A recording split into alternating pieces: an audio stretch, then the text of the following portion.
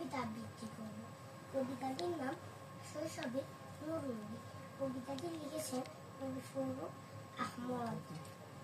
মা আমিনার নয়ন মনি, শোনেন নতুন পথের ধ্বনি, সব মানুষের ধ্যানের ছবি, ধাত্রীগৃহে যান সে শিশু নবীর হাসির ছটায় রবি শশী ম্লান হয়ে যায়। ধাত্রীমা ও বোনের কোলে বারেন নবী স্নেহের দোলে, পায়ে চলার সময় এলে বেড়ান তিনি মাঠে খেলে। রাখাল সেজে রাখাল সনে বেড়ান তিনি আপন মনে।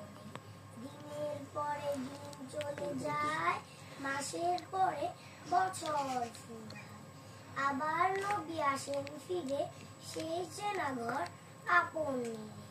মা আমিনার সেই না ঘরে হাজার মানিক মুক্তা ঝরে, বিজলি আলোয় ঝিলমিলিয়ে সুখের সেদিন যায় মিলিয়ে।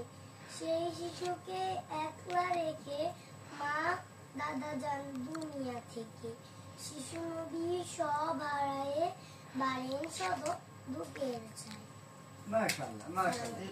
এবার আমরা আবৃত্তি শুনতে চাই।